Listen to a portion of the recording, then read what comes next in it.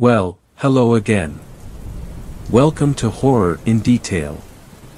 Today we are going to share Wendigo encounter stories. First story. This story was shared by you/NotCreativeEdel1. A camping trip with a terrifying unexpected visitor. So, this isn't a story about me, but a story one of my good friends told me, when describing his recent camping trip with another of our friends. And I'll start by saying, I believe every word he says, because of the fear I saw in his eyes when he told me about this series of events, and because of something that was said to me by my father, that I'll get to at the end of this telling. Davis is the one telling me this story, and he's with Keenan. Edit. It was brought to my attention by a reader that the way I have this story worded is a bit confusing, as far as deciphering who is speaking. I was advised that maybe instead of telling the story in my point of view, with Davis telling me the story, that I should tell it as if Davis was the one talking to you readers. So, what you will be reading from here on out, will be in the perspective of Davis. My entries with my father will still follow at the end of the story.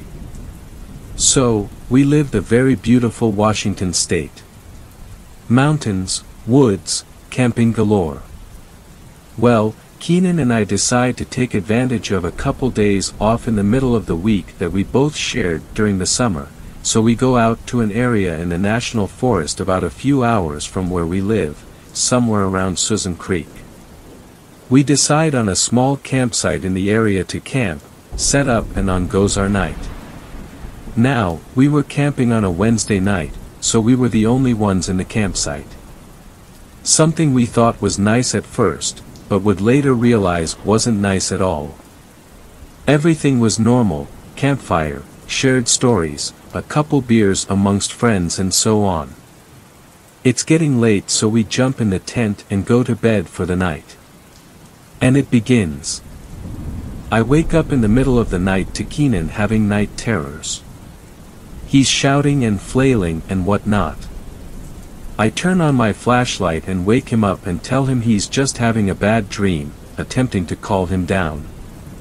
Keenan gets up and regains his cool and tells me he dreamt that someone or something was in the tent with us, and it wasn't right. Nothing about it was. I tell him again, it was just a dream, relax and get some sleep, and turn off my flashlight. Well, a couple minutes later, I see Keenan's silhouette still standing there in the tent, and getting a bit frustrated I say, Keenan, it was nothing, lay down and get to sleep. I then feel Keenan bump me on my arm, and say, I'm laying right here, what are you talking about? I was still looking at the silhouette as Keenan muttered those words. I didn't say anything, I just froze. Felt ice in my bones and felt the most genuine sense of fear I've ever felt. And I stared at it, for what felt like ages.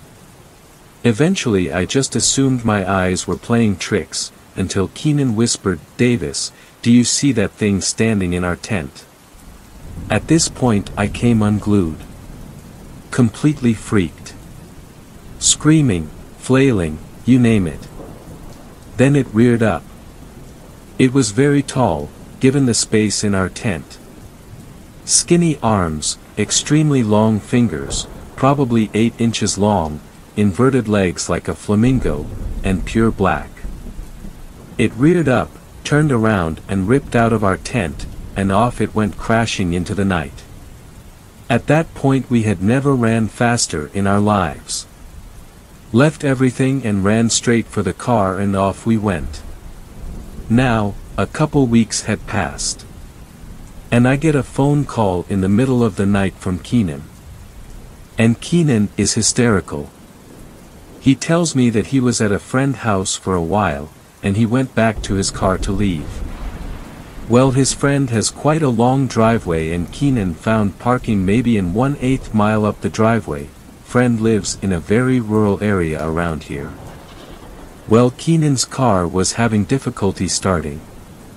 He'd turn the key, starter would engage, lights would come on, but the engine wouldn't turn over.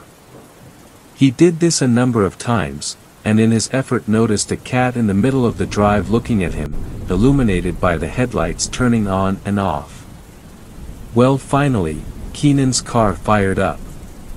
But where the cat was sitting, was now that creature, standing broadside and staring at him. But only for a second, because at that moment, it took of running and jumped a massive creek, and off into the woods it ran. Keenan immediately called me, while tearing out of there like a bat out of hell. And that's the last we heard or saw of this thing. What you just read was in the perspective of Davis. How he told me this story, almost word for word. Now is where it gets weird for me. I'm fascinated by this story, almost jealous I wasn't there to witness it. I'm sitting in my parents' living room, and I start telling them this story, because I know they would be intrigued. About the time I got the part of the creature tearing out of their tent, my father interrupts and says, "Where were they, Susan?" Mind you, I never knew where they went camping. Davis had left that part out, whether intentionally or not, I don't know. I told my dad I wasn't sure, but I was curious, so I sent Davis a message asking where they were at while camping. His reply still sends shivers down my spine. It was simple, Susan Creek, why? I didn't reply. I just looked at my dad and said, "How did you know that?" He told me that my cousin Josh had gone out there camping around hunting season, and something happened to him out there. He said my cousin couldn't explain it, and wouldn't even try explaining, but that he refused to ever go back. Refusing to go anywhere near the area for that matter. That bit there sealed it for me. I was convinced they were telling the truth. I don't know what it was. I don't know what happened there. Susan is a Native American name for sure, maybe it's related. Or not. Second story. The Wendigo. This story was shared by you/the inspector. Everyone in the force knew Marconi had a girlfriend, and it wasn't a big deal. We sometimes saw her hanging around the station when Marconi was getting off her shift. She was a kind-faced woman, frizzy brown hair, thin where Marconi was stocky, always wearing something bright and flowery. Marconi didn't say much about her personal life, so we knew very little about this mystery visitor. I don't think we even knew her name. She was just another fixture around the station, like Larry the Drunk Wonder, who we brought into the holding cells every Friday like clockwork. But when she came to the front desk one misty morning, we almost didn't recognize her at first. She'd traded her floral blouse for a subdued gray shirt and jeans, and her frizzy hair was tied back in a tight bun. It didn't look like she was wearing any makeup. Abigail Shannon, our newest recruit, was working the desk that day, and she gave the visitor a dim smile. "Name?" she asked. "Janine," the woman answered. "Janine Zimmerman." She swallowed nervously. "I'd like to report a missing person." I was busy grabbing my third coffee of the morning, but when I heard the tremor in her voice, I turned to look at her. She didn't seem to know what to do with her hands. They played at her hair, then fell to the counter, then drummed a rhythm on her thigh. Eventually she settled for wringing them the way one might squeeze a wet dishcloth. Abigail pulled out the necessary forms and grabbed a pen from the top drawer. "Can you give me the name of the missing person?" she asked. A sense of dread crept over me, and I knew, even before she opened her mouth, what name she was about to say. I placed the coffee pot back on the counter before it could slip from my sweaty hands. Her voice faint, Janine said, "Olivia Marconi." I ducked into the men's room, lit up the inspector's card with my pocket lighter, and dropped the flaming piece of plastic into the sink. By the time the fire had died down and I'd returned to the main office, the inspector was already there. He and Nico Sanchez were ushering Janine into one of the interrogation rooms down the hall. I slipped in behind them before the door could close. Sanchez offered the flustered woman a chair and sat down across from her. The inspector and I remained standing. I noticed that his cigar was smaller than usual, closer to a cigarette, really, and the smoke issuing from it was thin and wispy. I wondered what had caused the change. "Why don't you walk us through what happened?" Sanchez said in his best good cop voice. "When did you notice the sheriff was missing?" Janine tugged at the sleeves of her shirt. She said. "Well, she didn't come home this weekend. We had dinner plans on Saturday, but she didn't show up and she didn't call to cancel. I thought she might have been on extended patrol or something, but I couldn't reach her cell phone to check in. I had noticed Marconi's absence but had assumed the same thing as Janine. Some patrol or stakeout had kept her away from the station for a while. Even so, the fact that she hadn't gone home at any point was enough to set off warning bells. It wasn't like Marconi to go so long without keeping in touch. Hell, I could barely get through most mornings without her grilling my ass for one thing or another." "Do you know what case she was working on?" the inspector asked quietly. Janine looked unsure, so I answered for her. Marconi was looking into the whole thing with those missing campers. Some local teenagers went hiking in the Catamount Forest 3 weeks ago and haven't been seen since. She's been combing the area looking for any trace of those kids. Both Sanchez and the inspector turned to look at me. I probably shouldn't have spoken, but Janine's anxiety was getting to me, and Marconi's safety seemed a lot more important than sticking to procedure. Janine bit her lip and nodded. "Yes, that sounds right," she said. "I think I remember something about that." The next step seemed obvious to me: book it the hell out to Catamount Forest and scour the trees for Marconi and those missing campers. I was just about to grab Sanchez and organize the rescue mission when Janine spoke up again, and who boy, was that the kicker that changed everything. "I know where Olivia went," she said faintly. "She was taken by the Wendigo." You could see the precise moment when Sanchez slipped over from sympathetic to skeptical, his brow curled up a bit, his mouth tucking into a frown. The guy had never had the greatest poker face. I looked to the inspector for help, but if the word Wendigo meant anything to him, he didn't show it. He only stood there and ground the tip of his cigar between his teeth.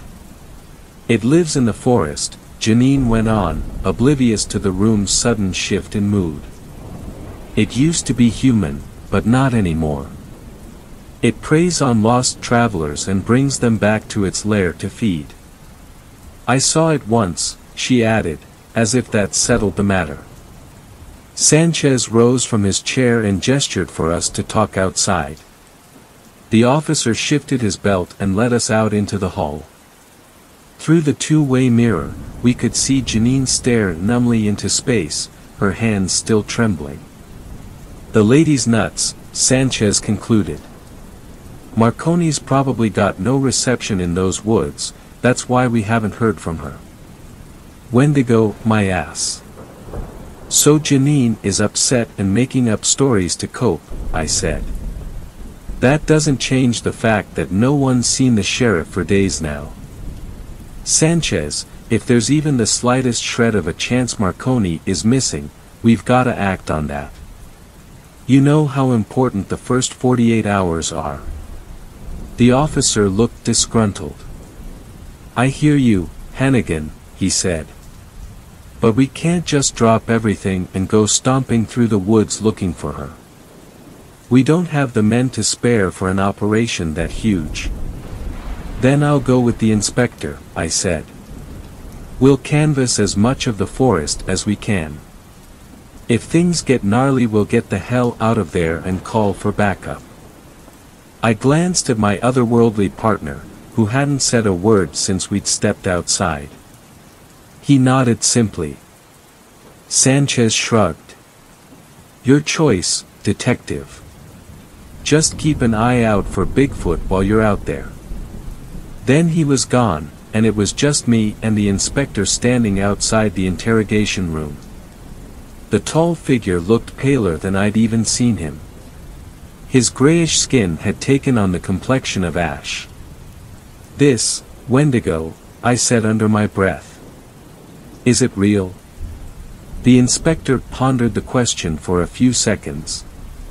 No, he said. Not as Janine describes it, anyway. Something in those woods may be hunting down campers, but I doubt it was ever human. I ran a hand through my hair and sighed. More monsters. Great. This could be quite dangerous, Mark, the inspector said. We have no idea what kind of entities are out there. Are you sure you want to do this? Marconi needs me, I replied. And so does she. I gestured to the woman sitting alone behind the glass. Janine had stopped shaking, but she was still staring out at nothing, her hand lying limp on the table. As we watched, her fingers closed slightly, then relaxed, as if gripping an invisible hand, for however brief a moment. The inspector rode with me to the Catamount Visitor Center, which seemed as good a place to begin as any. Plenty of dirt trails wound away from the center, and the lost campers, as well as Marconi, would surely have started their hike from here. I pulled my cruiser into the sandy lot and killed the engine.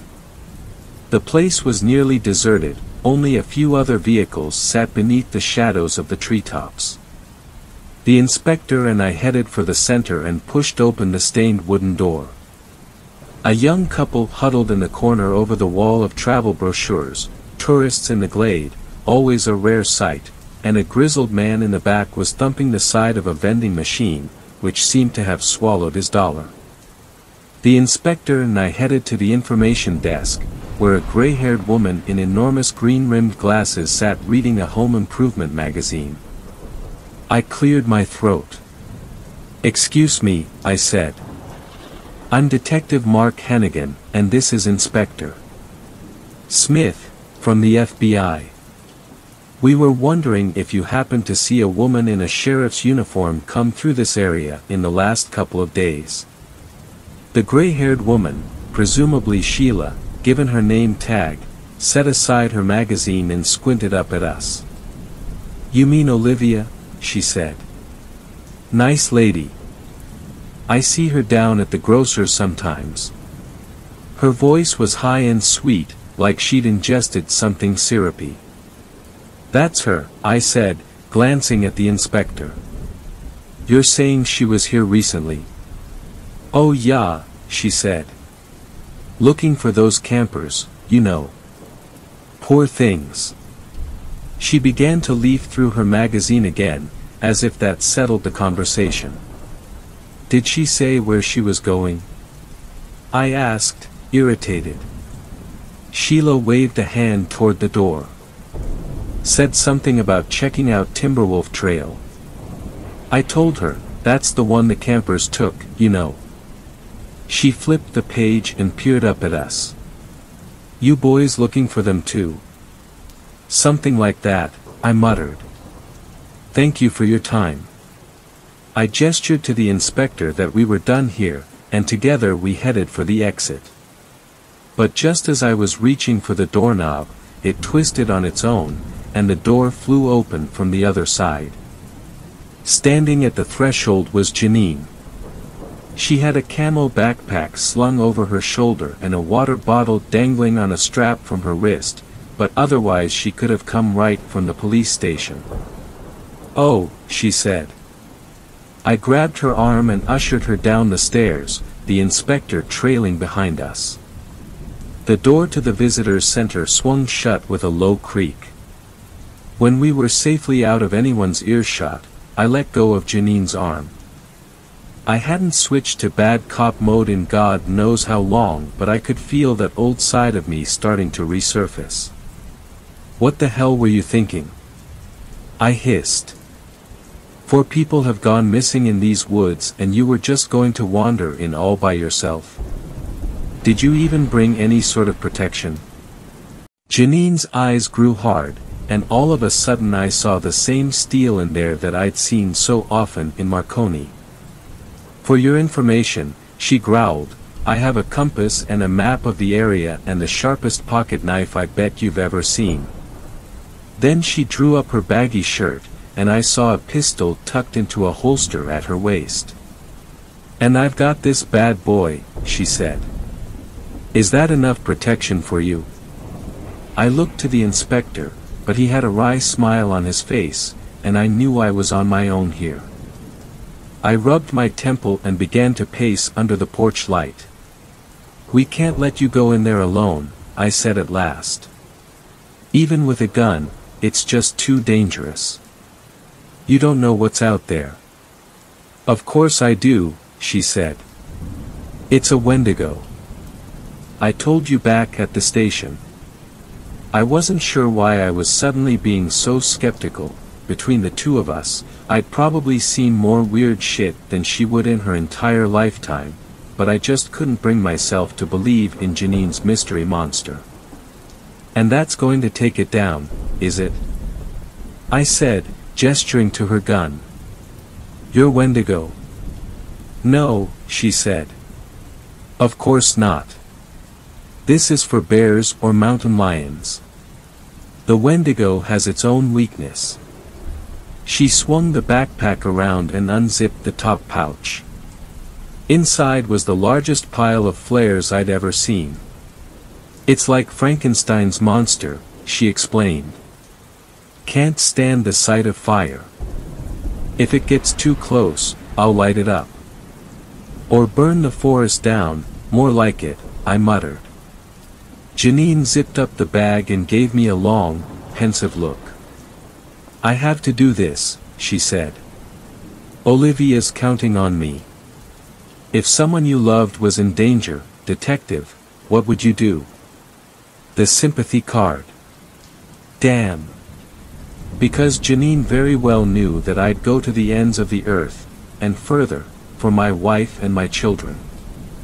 I'd be a dirty rotten hypocrite if I stopped her from doing the same. Fine, I said. I shook my head inside. So you're going Wendigo hunting. Doesn't mean you're going in there alone. The inspector and I are coming too. Janine looked between us, then shrugged. Couldn't hurt, I suppose. But you're going to need some supplies first. Sheila can stock you guys up before we go. How long are you expecting to be out here? The inspector asked. In the shade of the trees I couldn't see his face at all, just a blank stretch of shadow with a speck of embers at the bottom. Janine shifted her backpack over her shoulder and looked somberly at him. As long as it takes, she replied. 10 minutes and a backpack full of hiking essentials later, the 3 of us finally started down Timberwolf Trail. It was a simple dirt path, littered with bumpy rocks and crunchy fallen leaves. Every so often we passed a streak of yellow paint on a rock or a nearby tree. Even without the trail markers, I had a real hard time imagining the campers losing their way. Unless they were complete idiots and had wandered off to explore the woods on their own. A low, thin mist hovered over the landscape, and Janine's form looked a bit fuzzy as she stomped her way along the trail. She had taken the lead without a word, mainly because her long impatient strides kept leaving me in the dust. I shifted the straps of my new backpack and tried to catch up with her. So, this Wendigo, I said. You told us you saw it before. Where was that? Janine ducked under a stray branch. I was on a camping trip with my aunt and uncle, she said. I was young, maybe 12 or so. We were gathered around a campfire when we heard these enormous crunching footsteps and saw a shadow the size of a house moving through the trees.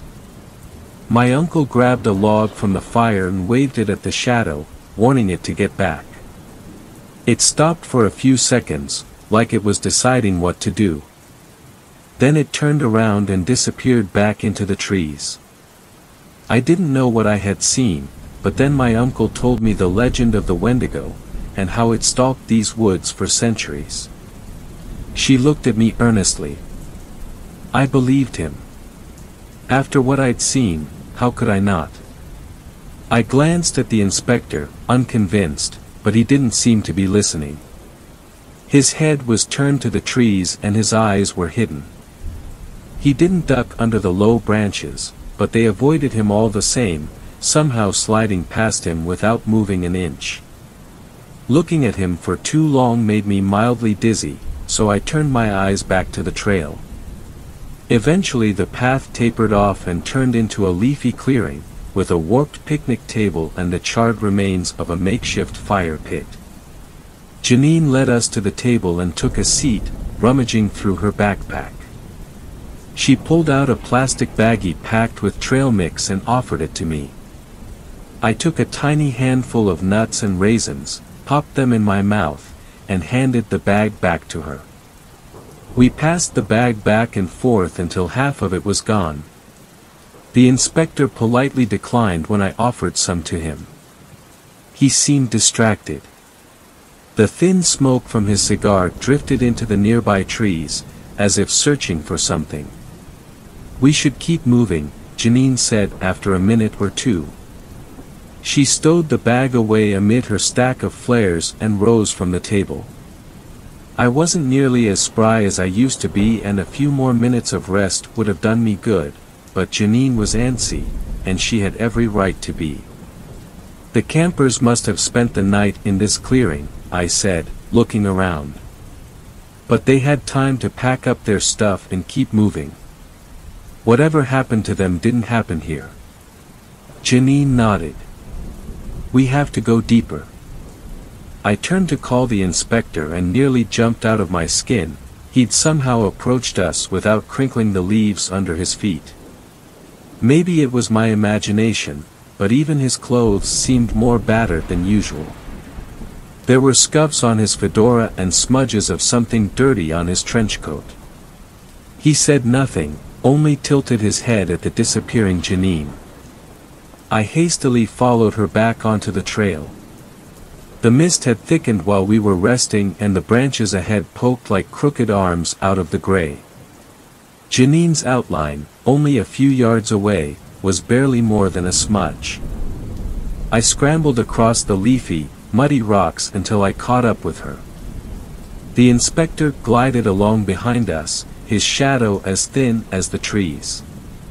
"How did you meet Marconi anyway?" I asked Janine, brushing aside a low-hanging branch. "My nephew's a Boy Scout," she replied.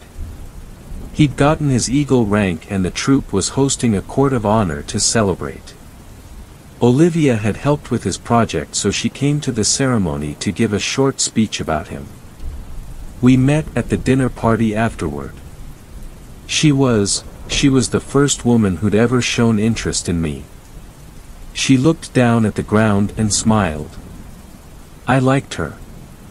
She can be blunt, you must know what she's like, working with her and all, but she's kind, and honest, and she has a good heart. We went on a few coffee and dinner dates before making things official. I tried to imagine Marconi cozying up in a coffee shop or getting dressed up for dinner on the town. It was surprisingly hard. I knew she must have a life outside the precinct, that she didn't always wear uniform blue or tie her hair back in the tightest of ponytails. She had people who loved her, who saw more than just the badge. But I'd known her for so long that my image of her had just stuck. To me, she'd always be my pain-in-the-ass sheriff. "You're married, right?" Janine said. "How did you two meet?" I shrugged. "High school sweethearts." I know, it's straight out of a sitcom, but that's how it happened. We had a lot of the same classes together and eventually we just got talking. It always felt easy with Ruth. I never felt like I was posturing, trying to make myself look good for her. I was just me. And she appreciated that. My shoes squelched in the mud. We went to separate colleges, but eventually we found our way back to the glade. Everyone does, you know how it is. And we just picked up where we left off. 2 years later we were married. Janine's hand drifted away from the strap of her backpack. Her fingers curled inward, like they had at the station, as if clutching for a hand that was no longer there. Then she lowered her arm. I was going to propose, she said quietly. At dinner this weekend. And when she didn't show up, I thought she knew somehow, and I'd scared her away. I couldn't sleep at all that night. And then she wasn't there the next morning, and she never called to say why, and I knew that something else had happened. Something had gone horribly wrong. Her voice hitched. I don't even care about the proposal anymore. I just want to know she's safe. I reached out and placed a hand on her shoulder. She looked over at me, her green eyes sad and empty. We'll find her, I said. You have my word. Janine tried to smile. Her cheeks creased, then slackened. She looked down at the ground again. Then she quickened her pace, trotting through the muck, until she was back to being a vague shadow on the trail ahead. It took another 20 minutes for us to find the first real sign of a disturbance. I had just rounded a particularly tight corner on the mountain trail when the mists parted and I saw Janine standing in front of a charred, blackened tree. The trunk had been cleaved straight down the middle, causing both halves to droop to either side and leaving a small opening in the center. Sap bled from a series of long, deep gashes in the bark, what was left of it, anyway. Was it struck by lightning? I asked, catching my breath. I don't understand, Janine said. The Wendigo hates fire. Why would it burn a tree like this? Because it's not a Wendigo, the inspector said from behind us. He strode forward and ran a thin finger along the trail of drying sap. I thought for sure he was going to taste the stuff, but he simply rubbed his fingers together, leaving sticky strands between them. I've seen this before, he muttered. A long, long time ago. Long enough that I thought they'd gone extinct. They? I asked, not sure I wanted an answer. A tribe of empathic giants, the inspector said. Brutes, most of them, but they figured out how to tear open the rift long before any of us. Their way is messy, destructive, they leave scars whenever they cross between worlds. Scorch marks, poisoned rivers, acid rain. That made it easier for me to track them down. Janine was staring at the inspector in baffled silence, and hell, I didn't blame her, we'd officially taken a left turn into Crazy Town. Wendigos were one thing. This was something else. I backpedaled a bit and tried to parse through what the inspector had just said. Empathic giants. I repeated. What does that mean, exactly? What are we going up against? The inspector knelt by the tree and ran a hand along the blackened wood. They feed on emotions, he said. The time eater we faced swallowed up years, but these creatures, they swallow happiness. Fear. Depression. Hope. Each has a particular taste, and it feeds slowly, keeping its victims in stasis until it can suck them dry. Then it excretes this sap, he held up his sticky fingers, and moves on to the next world, the next food source. Something else about the inspector's story had unsettled me, but before I could pin down what it was, exactly, Janine found her voice. "This thing feeds slowly?" she asked. "So there's still a chance that Olivia might be alive?" I stared at her. The first time I'd heard the inspector spout his alien gibberish, I'd resisted it, and who wouldn't? There just wasn't room in my worldview for beings from outside time and space. It had taken cold, hard evidence for me to erase that doubt. But there was no doubt in Janine's eyes. And I knew, just as she had believed in the Wendigo, that Janine believed the inspector too. She'd believe any narrative that got Marconi home again. "There's always a chance," the inspector said cautiously. He rose back to his full 7 feet. "Keep in mind, though, that by all rights this beast should be dead. It's been lurking here longer than you can possibly fathom. Which means it must be hungry. And hungry beasts aren't known to play with their food." Janine yanked the pistol out of her holster and pointed the gun past the charred tree, into the heart of the mist. "A chance is a chance," she said quietly. "That's enough for me."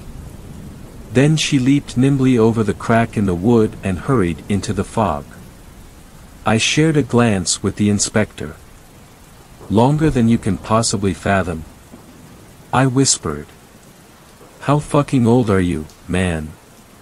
The inspector's eyes were hidden, but the face beneath his fedora looked grim. "Old enough to know what kind of danger we're walking into," he said. "But let's hurry. We can't let Janine get too far ahead." There was so much more I wanted to ask him, but he had a point. We'd have time to talk later. Hopefully. I drew my own pistol, and together we climbed over the splintered remains of the tree and into the underbrush. The inspector was right, whatever we were following had left a whole mess in its wake, which at least left us a clear path to follow. Trees had been torn from their roots and blasted backwards off the trail. Some of the trunks were still smoking. The dirt had a radioactive tint of green, and the leaves under our feet grew crisper and blacker with every step. There was even a hint of ozone in the air. I had felt that same crackle at the abandoned radio station a few cases ago, and my fingers tightened around my pistol at the memory. Janine stayed ahead of us, but never disappeared totally from view. I could always see her shadow climbing over rocks and brushing aside half-visible branches. The fog was getting even worse. The inspector, in all his grayness, seemed to melt into it. I couldn't tell if his cigar had stopped smoking for once or if the mist was so dense I couldn't tell the difference. "Guys?" Janine called back to us. She had stopped several feet away and was staring at something I couldn't see from this distance. I clambered forward and peered into the fog. At first I wasn't sure what I was looking at. Then a twinkle of red flashed in front of me, and I took a startled step back. The air shimmered like waves rippling outward on a body of water. As I continued to stare, I made out vague shapes in the ripples, a single gnarled tree, a pool of brackish water, distant red mesas on a flat horizon. "It's a rip," the inspector said. "A doorway to another dimension. The entity's been here, which means, Janine, no." Without warning, she had run forward and plunged head-on into the shimmering wall of air. There was an enormous sucking sound, like water slurping down a drain, and then Janine's figure was running through that otherworldly red desert. She had made a beeline for the grimy oasis, and suddenly I saw why. There was a body slumped on the ground by the water. "Marconi?" I whispered. I started to follow her, but the inspector grabbed my arm. "Stop," he hissed. "You have no idea what's behind that rip. The air could be toxic, the sun could burn you alive, there could be worse monsters than a Wendigo slumbering there, waiting for prey to wander by dash." "Doesn't matter," I said. If there's even a chance Marconi's alive in there, I have to take it. You get that, don't you? The inspector looked dubious, but after a few tense seconds, he let go of my arm. I didn't wait for him to follow. I raised my gun and hurried after Janine, leaping into the world beyond the rip. For a second the mist was replaced by a brain-splitting white void, and I felt like my body was being stretched, like a piece of human taffy. Then the world snapped back into place and I was running across a sea of gritty red sand. A surprising chill tickled the skin on my neck, despite the enormous sun that hovered precariously in the orange sky. The air seemed breathable, at least, but there was a distinct aftertaste of copper on my tongue that I didn't like one bit. Janine had stopped running and was now staring down at the slumped body on the sand. Fearing the worst, I approached her, but it wasn't Marconi. The corpse in question was a teenage boy wearing tattered khakis and a large beige backpack. His eyes bulged out of his head like peeled grapes and his hair had turned entirely white. Sinewy green vines sprouted from his skin and dug into the ground like a tangle of thick wires. As I watched, the vines pulsed, sending bulbs of faint green light from the body into the sand below. "I guess we found one of the missing campers," I muttered, covering my mouth and nose. The coppery stench was 10 times worse over here. The inspector approached from behind me and knelt down over the camper's corpse. His fingers traced the pulsating vines, his brow furrowed. The smoke from his cigar was a thin, weak shade of gray. "Fear," he said. "This particular entity likes to feed on fear. I suppose our poor friend here was afraid of starvation, or isolation, or maybe just wide open spaces. In any case, he's been bled dry. There's nothing we can do for him now." I looked up from the body, feeling mildly sick, and stared off at the horizon. There was something funny about it. I took a few steps past the oasis, and I realized, there was no horizon. The ground literally ended after 100 feet or so. The mesas weren't distant, they were just incredibly small. I turned in circles. For a second I forgot about the dead body. The oasis was smack dab in the center of this desert, and the desert itself was barely more than an island, floating impossibly in that orange sky. If I walked for a minute in any direction, I'd reach the end of the world. "Inspector?" I asked. "What is this place?" The inspector straightened up and looked off at the fake horizon. His skin looked sicklier than usual under the light of the massive sun. He said. "I've heard the empathic giants could create pocket universes to store their food, but I've never actually seen one before.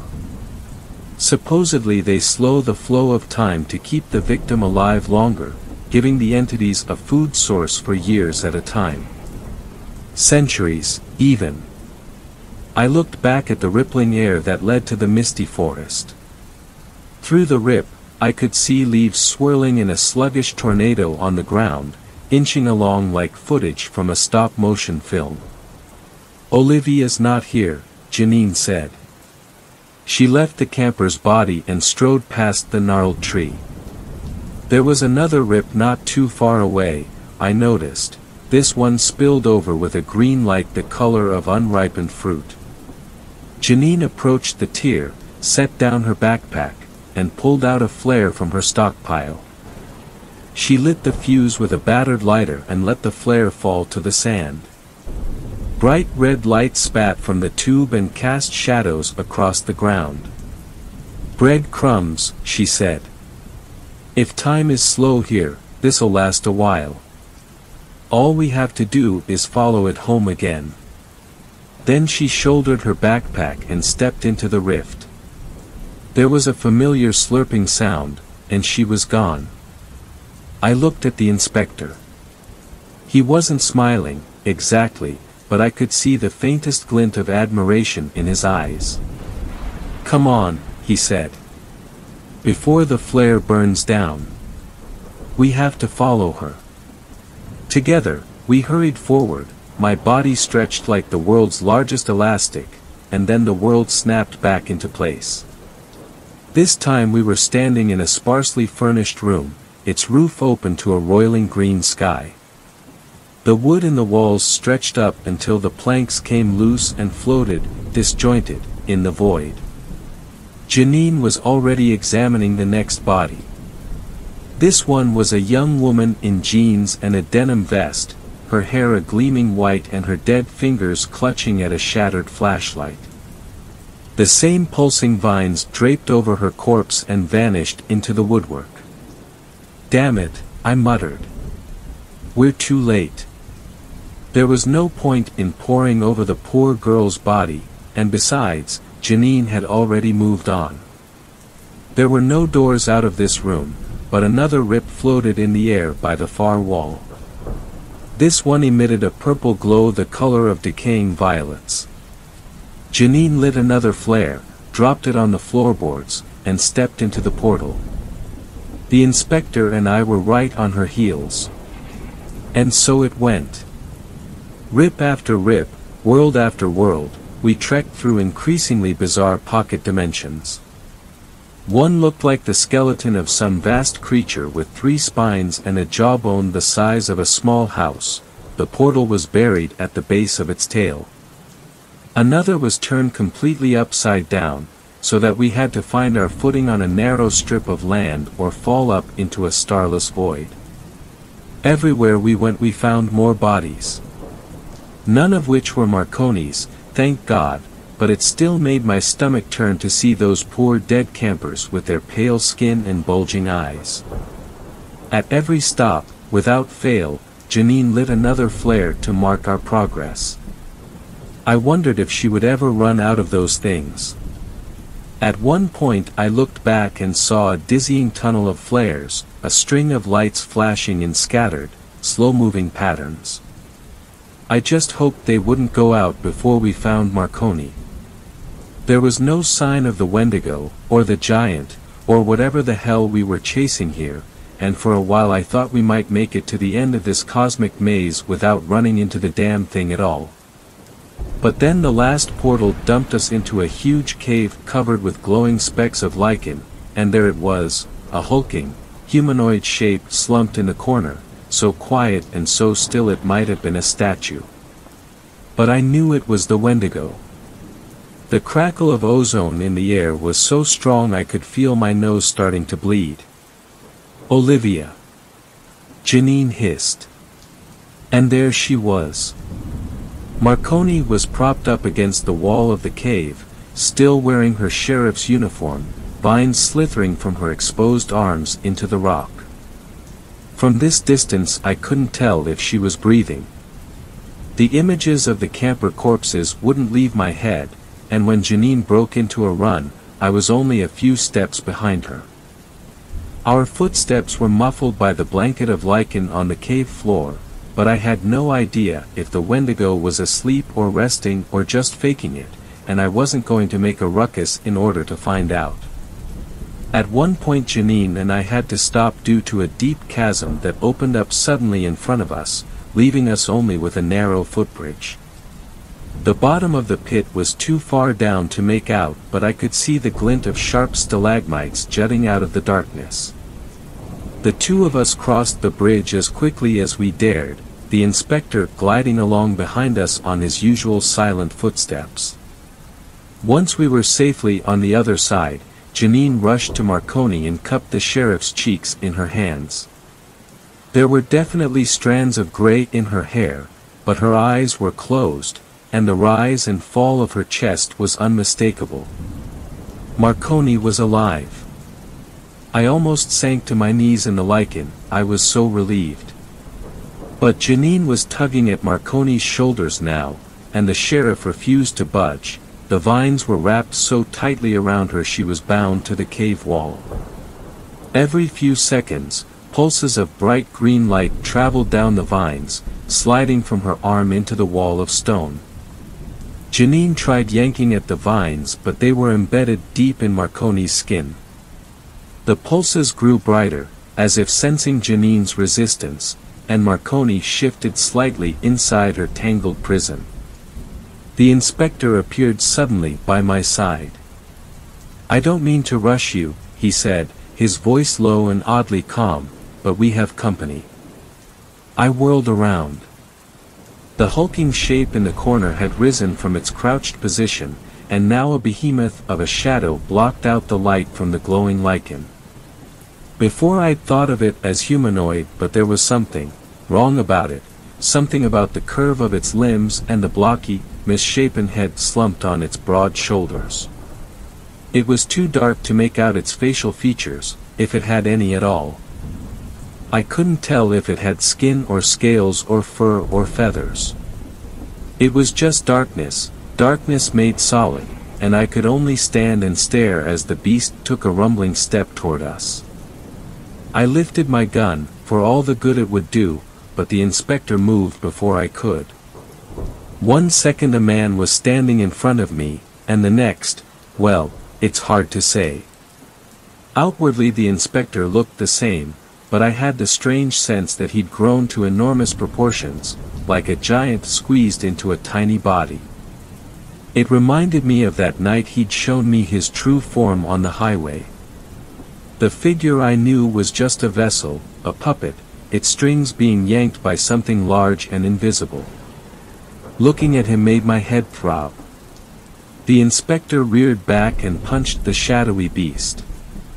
His fist struck like a meteor, leaving a fiery imprint on the creature's hide, causing it to bellow and stumble back.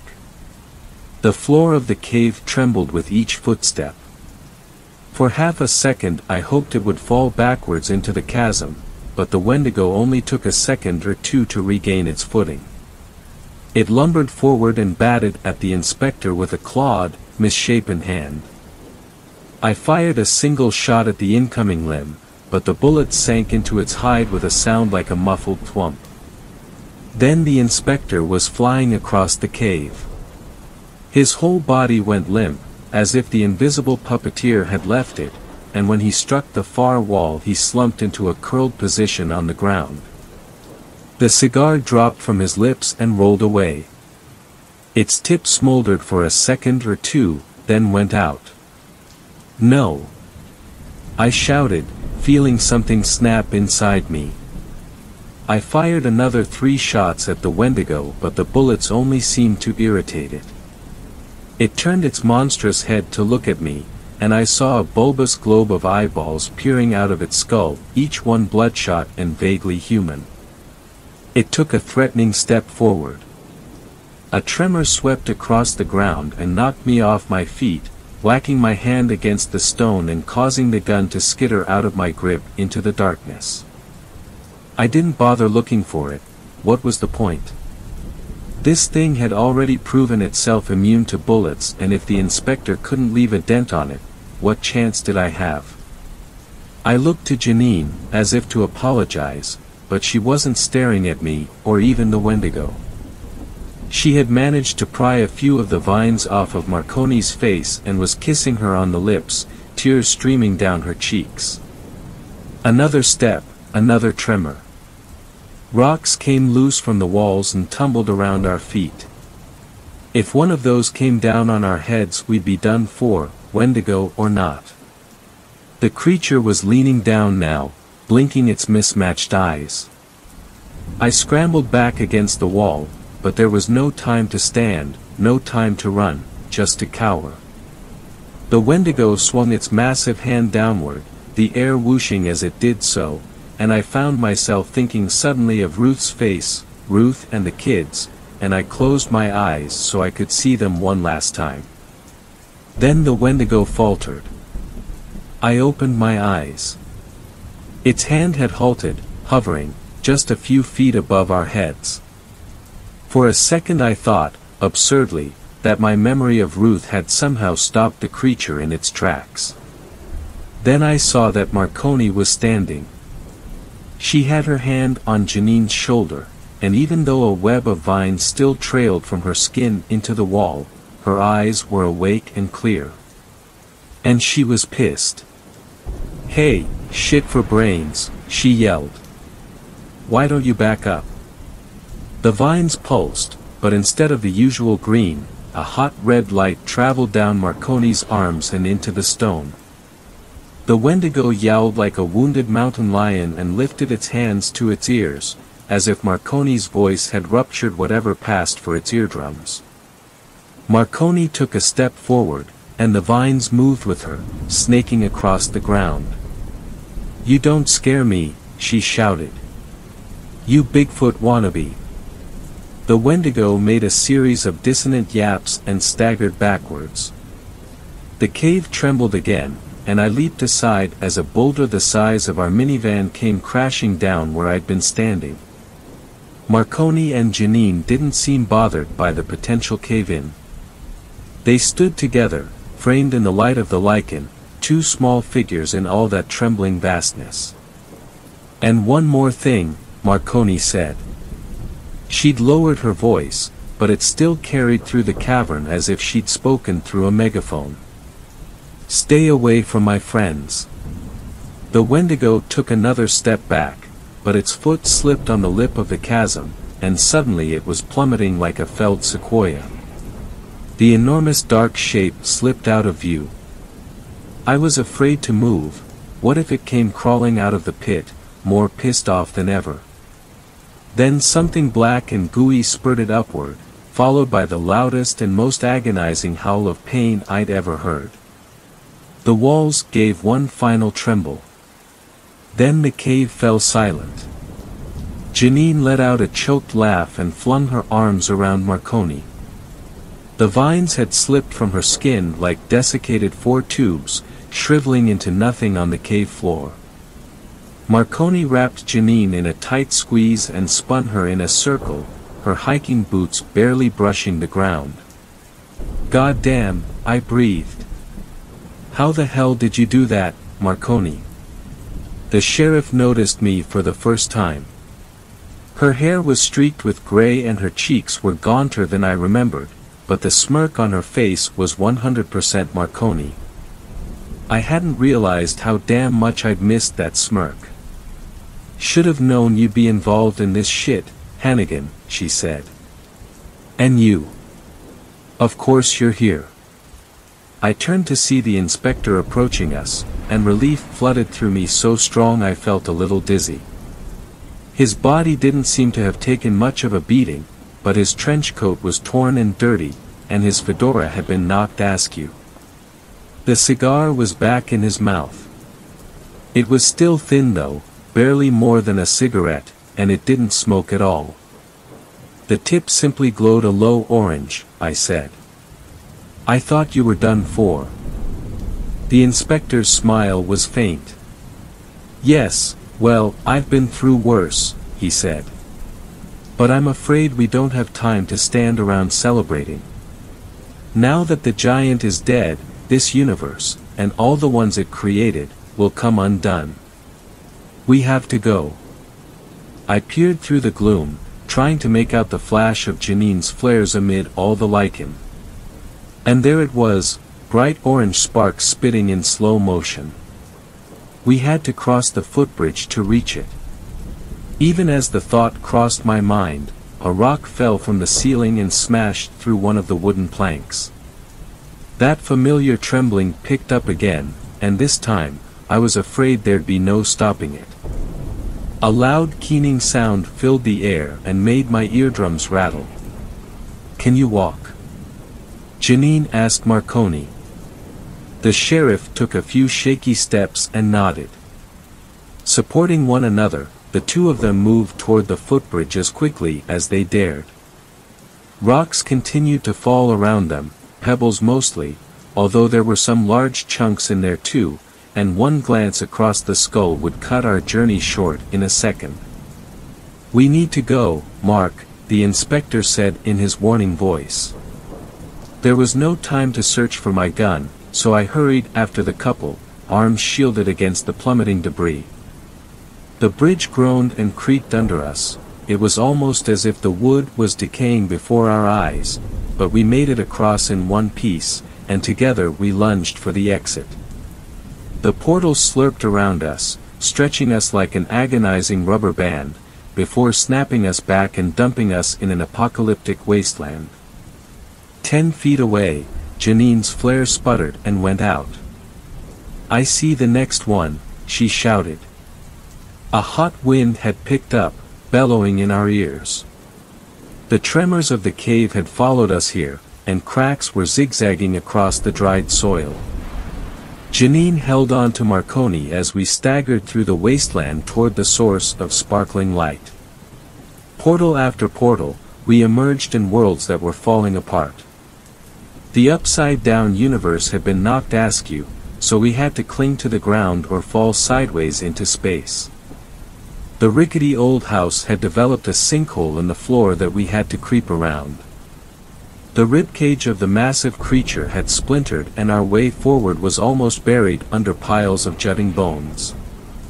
In that case, and in a couple others, the inspector had to lift the debris out of our way so we could climb through and move on. The desert world had split into several distinct chunks, and I was worried that Marconi wouldn't be able to cross it in her condition. But she clutched Janine's hand and leapt over gap after gap, the inspector and I trailing after them, until at last we reached the window out and stumbled back into Catamount State Forest. The inspector turned back to do something to the portal. There was a loud wrenching sound, like someone tearing a branch off a tree, and when I glanced behind me, I didn't see anything except misty forest. The pocket universe was gone. I was beyond fatigued, and I'm sure the others were too, but we didn't stop to rest. We were deep in mountain lion territory here and it wouldn't do to get too complacent. So we followed the trail as fast as Marconi could manage, clambering over fallen trees and squelching through the mud.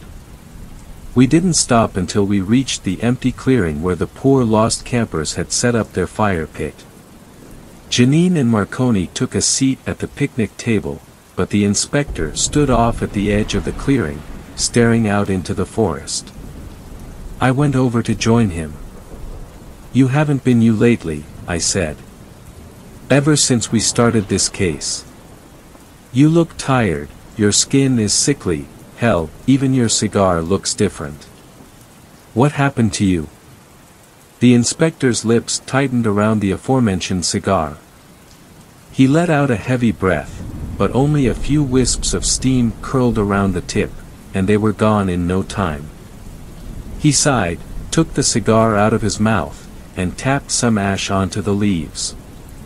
"I don't belong here," he said quietly. "I never did. Sometimes I forget that. Being in your world, helping you fight these entities, it gives me purpose, but it drains me. I can only stay here for so long, only exert so much of my energy, before I need to return home. To recharge, if you will." "Is that where you went in the cave?" I asked. "After the Wendigo attacked you." I remembered the way his body had slumped against the stone, how his whole form looked hollowed out. It was like the lights went out in your eyes. I retreated, yes. The inspector reached up and adjusted his fedora. "For a minute or so.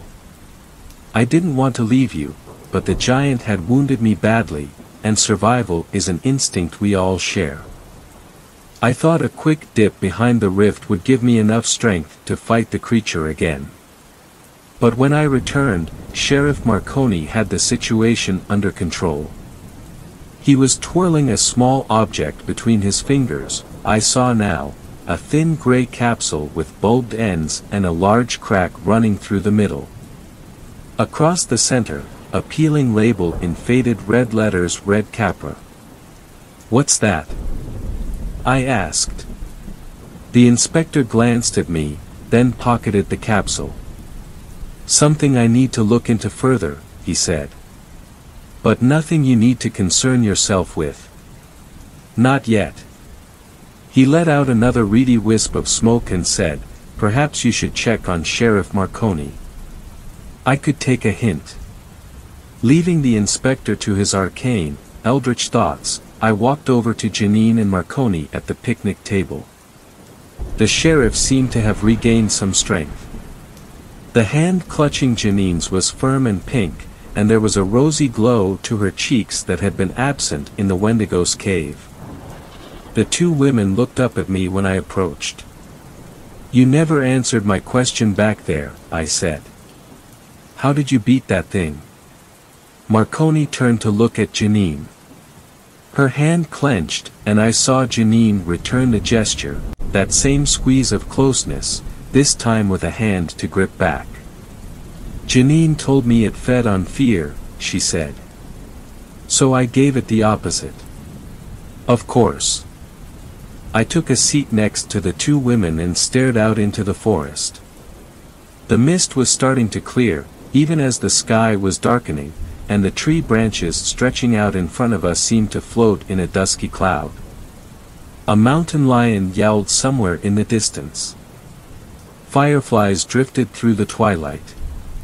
The forest was alive, and we were alive, and even though we hadn't been able to save everyone today, I felt good. "You realize I'm in this now, right, Hannigan?" Marconi said. 100%. If anything else comes after the people I love in this town, I want to help. And I want to know everything that's going on with you and that tall drink of water over there. I looked back at the inspector. In the darkening light he looked more like a statue than ever. The tip of his cigar could have been one of the floating fireflies. I thought of him tearing that cigar from his mouth and igniting the old radio tower. I thought of him wrestling with the Time Eater at the lip of Skokomish Bluffs. He was a dynamo, a source of incredible power, and it was strange to see him so dimmed. We'd been through so much, the inspector and I, but I wondered if I would ever really know the guy. "You got a couple of hours?" I said. This could take a while. And as the forest turned to night around us, I told them everything. Third story. This story was shared by you/a regretful Piercy. There were two Wendigo outside my dad's house last night. So, last night my friends and I were driving around aimlessly and ended up on the side of town near my deceased father's house. I go there from time to sit on the steps, say hi, and that I miss him, and since every year for Valentine's Day since I was a kid my dad was my Valentine, I really wanted to stop by the house and give it a hug, but I don't think I'm going back. At around 11 p.m., we stop at the top of the road and I run down the exponential function of a driveway and run up to the garage and hug the house before quickly running up the stairs to the front porch. I rest my head on the front door, telling the house and my dad that I missed being there, and that I missed him. I feel a hand on my shoulder, and I feel my entire body start shaking like I'm sobbing when only a few tears run down my face. Just as this overwhelming feeling starts to come over me and I feel lightheaded, my friend, Duke, calls me. "Alex. Get back to the car.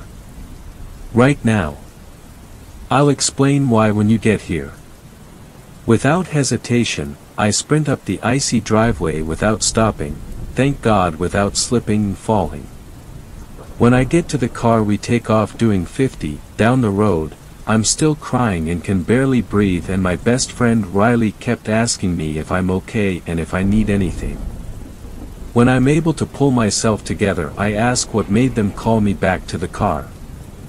Duke doesn't say anything for a few minutes and keeps driving while I keep pestering him about what he saw that made him call me. When we get to a stop sign he grips the wheel tighter and says he saw a head poking out behind my dad's house, a little bit taller than the garage doors. After a minute of silence, I asked him what it looked like, a big Wendigo. Duke said it popped its head out around the side of the house 2 times, and by the time I was sprinting down the stairs Riley saw another head come out behind the neighbor's house. Initially, she had thought was a dog head but soon realized the head was too massive to be a dog's. We take off down the road and all go and crash at my house after getting some McDonald's, with Duke checking the windows until we had fallen asleep. I think he may have spotted another one outside my house.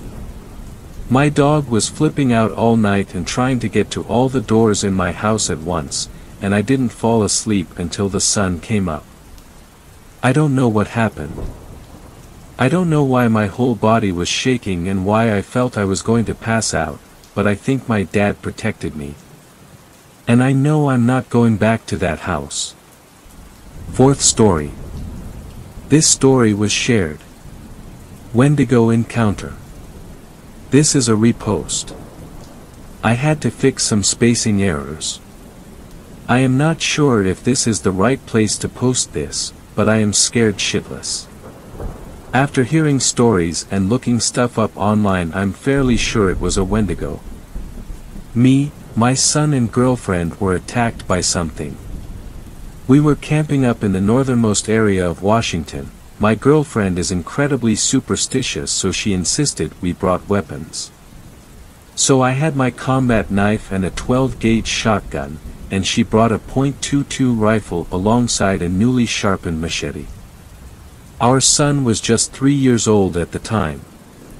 She and I were set on edge from a park ranger, who seemed very tense and uneasy, who stopped us and instead of confiscating our weapons told us to be careful and stay safe, then sent us along our way to the camp. When we got there, we were informed that several visitors had spoken about some unnatural noises and a pale creature that would mimic voices and sounds of people who weren't talking or seeming to be distracted. I laughed and put the idea out my mind, thinking to myself, there's no way. They're fucking with us. But I knew better. So we then reached the area we were going to set up camp. We immediately got a fire ready to light and set up our tent and bags. I fed my son as my girlfriend ate a snack. We decided to get a lay of the area, so me and my girlfriend hiked around for about an hour or so. I had one of those baby carrying backpacks and my son started to get real heavy. Everything seemed normal until I saw something down the almost path we were on. We walked closer to investigate and saw drag marks. It looked as if someone had killed a buck. There was a whole outline in the dirt with a small dried pool of blood, as if someone grabbed it from the antlers and pulled. That wouldn't be possible for any man to do. The buck, or whatever it was, would have been way too big for that. Shaken, we rushed back to base camp and restarted the fire and hurried back into our tent. Too afraid to leave since it was dusk by now, we stayed inside the tent and my girlfriend put our son to bed. Eventually, probably from the exhaustion of fright, we fell asleep. What must have been hours later, I awoke to a faint rasping sound that sounded like a child crying. I gazed outside in confusion and saw the outline of a creature that seemed to be a buck, standing over something. It seemed to be about 20 feet away. But at a closer glance had unnaturally long limbs for a buck, and was eerily tall. In sudden fear, I unloaded 2 shots into the creature and heard a loud blood-curdling cry. My girlfriend awoke screaming to the shots I had fired as I tried to explain what I had heard. To my surprise, the animal hadn't moved an inch. Then I noticed the stains on the side of the animal. It looked like blood was running down the edge, and lots of it. It stared at me deep into my eyes as I became petrified with fear. A sinister feeling of dread fell over me as if it knew I could not move. I thought to myself, what if it starts to bolt towards us? Just then, this tall, decrepit demonic thing seemed to whisper something.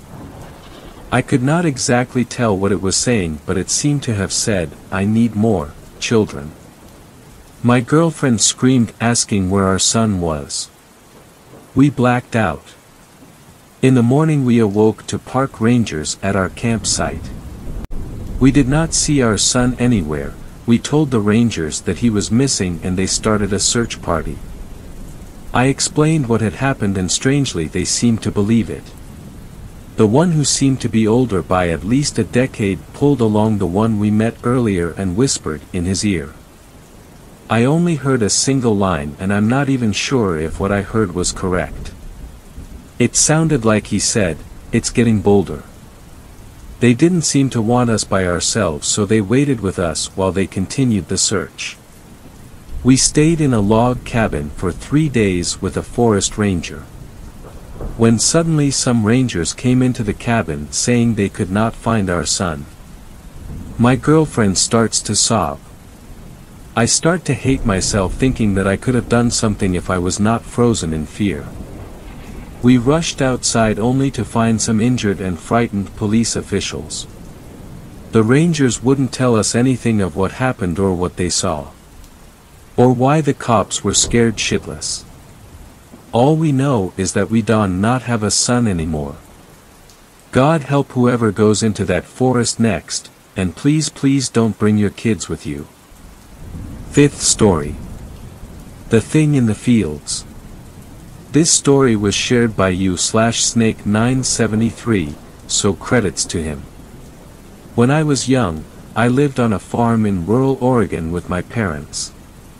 I was the only child. We weren't a big commercial farm. Just a family type thing. We had 5 cows, 3 horses, a small herd of goats, 2 dogs, and 1 chicken coop. We also had some Indian runner ducks we kept mostly as pets. We didn't really make any money off the place, just enough to sustain the animals and a little extra for ourselves.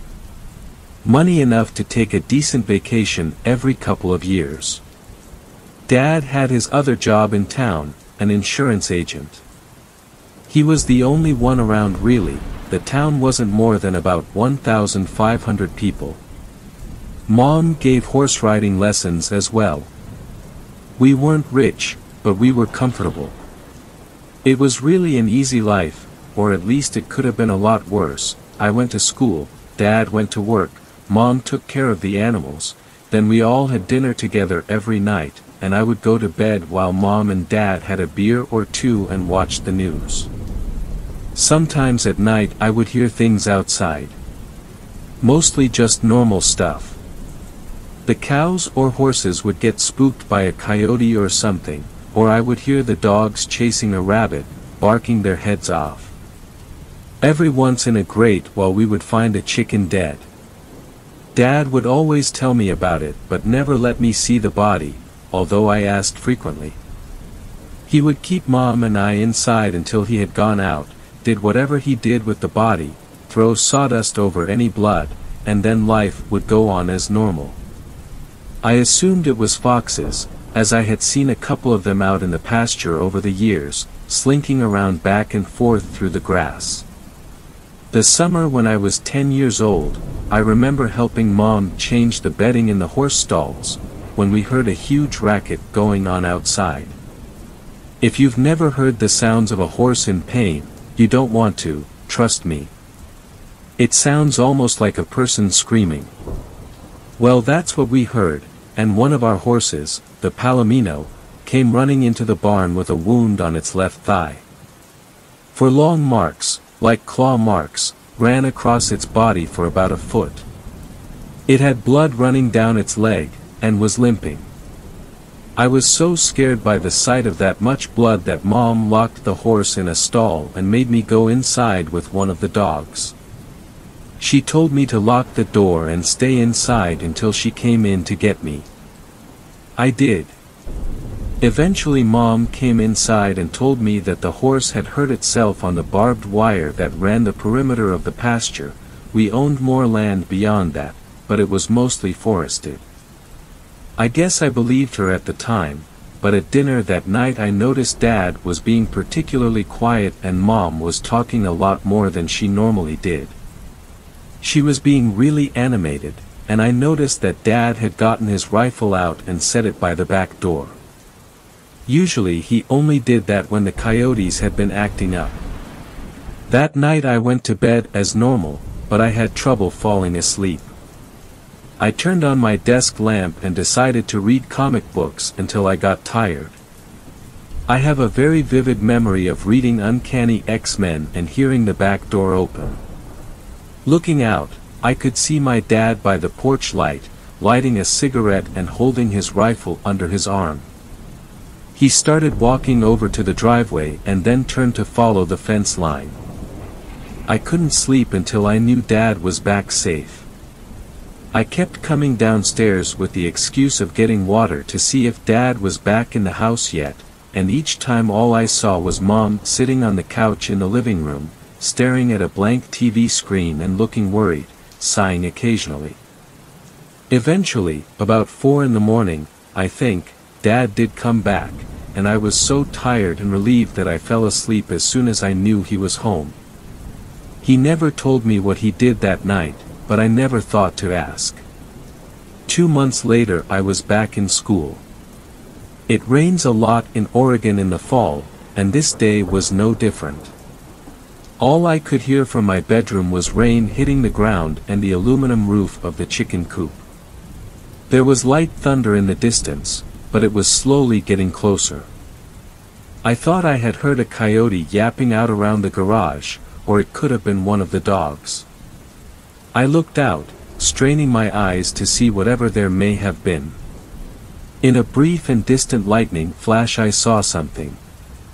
It looked almost like a person, but hunched over, and with a long torso. It was tall, taller than Dad, who was a good 6'4", at least. I just barely caught a glimpse of it on the near side of the garage, then the light faded and I didn't see it again that night. There was another dead chicken the next morning. The third in just as many weeks. I told Dad what I had seen the previous night. The color went out of his cheeks momentarily, until he told that the storm must have been playing tricks on me. I accepted that. For months after that we lost a cow. It was in the middle of the night, and we all woke up at the same time. There was a lot of noise in the pasture, but only briefly. The cry of a dying animal, and a primitive, guttural yell that I had never heard before. Dad rushed up to my room. I could hear him running up the stairs to my room. He had his rifle in hand, and opened my door. He saw I was awake and told me to stay inside no matter what and try to go back to sleep. I don't think I have to say that sleep wasn't really an option any longer, but I did stay in my room, with a blanket held tight around my shoulders and staring out the window. Probably about 10 minutes later I heard gunshots in the field. I don't know what he was shooting at, whether it was whatever had attacked the cow, or the cow itself, trying to put the animal out of its misery. Dad rarely, if ever, talked about that night. I later found out that he had gotten to the cow only to find it ripped open on the ground, bleeding out from its torso. The shots I heard were him shooting the cow in the head. It kept going like that. For years. A chicken or a duck here and there. Something bigger only very rarely. It sounds absurd, but I almost came to think of it as commonplace. I only ever caught glimpses of the thing until what comes next. It terrified me. It happened in the middle of the day, over the course of a long weekend when my parents had gone to Seattle to see my uncle, who was ill. It was on a Saturday afternoon. I was 17 years old. I was out in the barn putting out food for the horses and the dogs.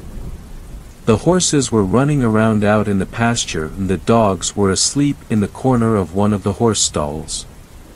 I heard something rustling in the tall grass outside in the pasture. The dogs looked around a little bit but didn't seem to mind. I assumed it was just one of the horses waiting for me to leave so they could eat. I kept going about what I was doing, and in several minutes I thought I heard breathing. I turned to look and it was standing in the door. Tall as hell, even hunched over. The sun was streaming in behind it, lighting up all the dust in the air around it like some kind of sickly halo. It was looking at me. Considering me. Maybe it was trying to decide whether or not I was food. I remember swearing, turning, and running as fast as I could for the house, not even thinking. Panic causing my legs to move. It was behind me, not even breathing hard. I heard its feet hitting the ground in a constant rhythm. I got to the house, opened the door, slammed it behind me and locked it as fast as I could. I tore through the house, locking every door, and drawing the blinds on every window. I could hear it snarling outside the back door. The dogs were barking at it, but they wouldn't try to attack the thing. It was too big and they knew it. It roared at the dogs and they ran off, probably to hide in the pasture. I went to my parents' bedroom and got Dad's rifle. I loaded it, set up a chair in the living room facing the back door, and waited. It started prowling around the house. I could hear its feet crunching on the gravel of the driveway and the wooden planks of the back deck. It kept walking, back and forth. I thought about trying to look through a window to see it, but I was too scared. Eventually, after hours of hoping it would go away, the sun went down. I turned on all of the outside lights and went up to my room. I opened my window, with the rifle in my hands, hoping to be able to pick the thing off from above. I saw it lurking just beyond the glow from the porch light. It had long, sinewy arms, and walked on bent knee. It was by the chicken coop. Then it disappeared from view. I heard the chicken squawking and screeching. The thing reappeared with a dead, bloody chicken in its hands. It bit off one of the wings with jaws that were dripping with slime and drool and let the dead bird drop to the ground at its feet. Then it looked at me. Its eyes made contact with my eyes. It turned away again, back to the chickens. It came back with another bird, mutilated it in front of me, and dropped it. It went back again. And again. I should have taken a shot at it, but I was astounded and confused trying to figure out what it was doing. Then it hit me. It was a show of power. It was showing me that it was stronger than me. That it could do whatever it wanted to do because I couldn't stop it. At the same time I felt powerless and sickened. Powerless because what it was saying was true. If it was just that thing in me, I wouldn't stand a chance. Sickened because I realized what kind of intelligence it would need to be able to convey that message. The thought shook me out of my stupor and I remembered the rifle at my side. It was heading back to the chickens, and I decided that when it came back I would take my shot. It strode back to the porch. Almost arrogant, walking on bended knee with those arms so long that the chicken was nearly dragging on the ground.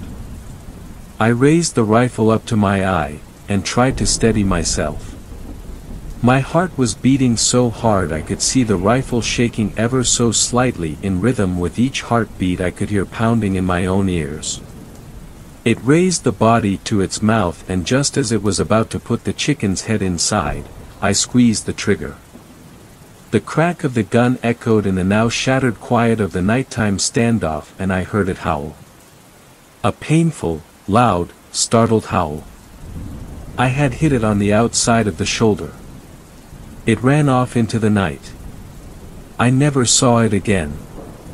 It was still out there, though. It still killed chickens, and other things. More often than before.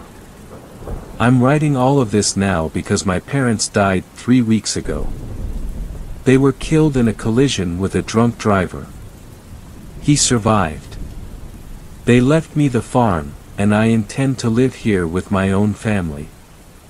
I'm 32 now, and I work for an Oregon Fish and Game office in Salem.